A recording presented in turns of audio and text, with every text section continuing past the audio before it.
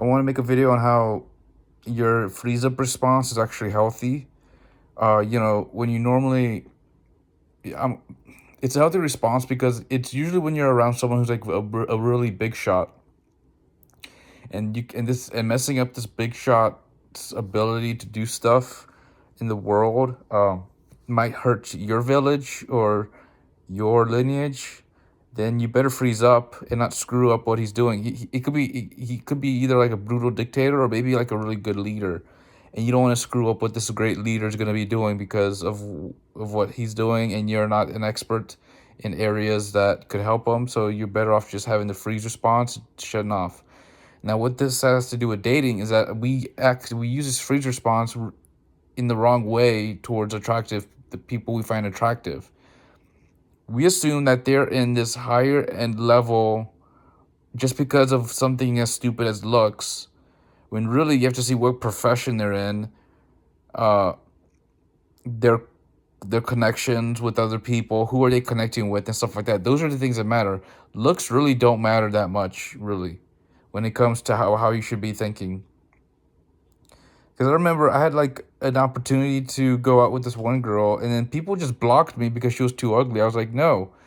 Uh, if she's willing to go out with me and she's a good person, don't mind the fact that she's that ugly. But people blocked me, and then I couldn't even go out with her. Just it was just weird. And yeah, so I don't think it should be used for men's looks or guys' looks.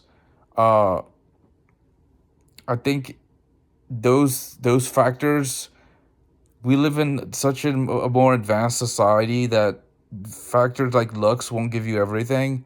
Like you can like I'm pretty sure there's plenty of CEOs out there that wouldn't do shit for someone just because they look pretty.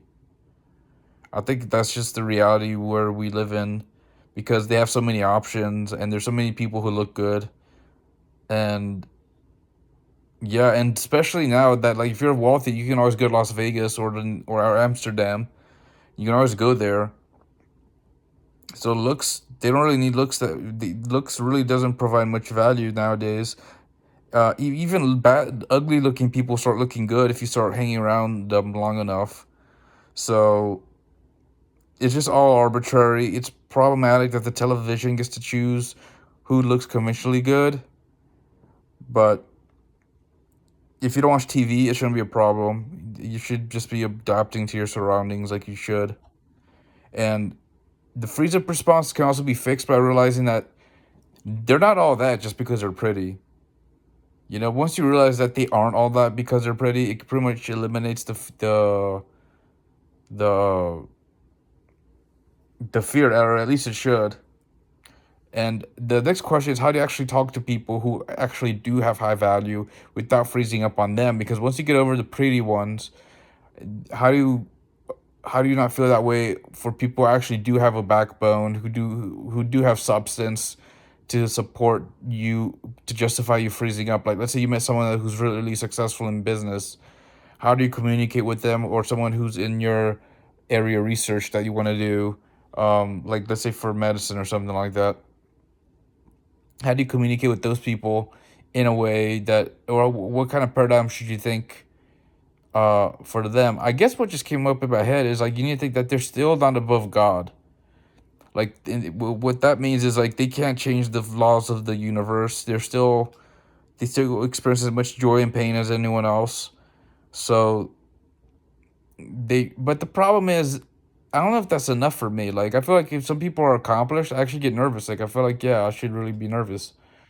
And but it kind of freezes you. Freezing is like a neutral response. I don't know. I need to think about it more.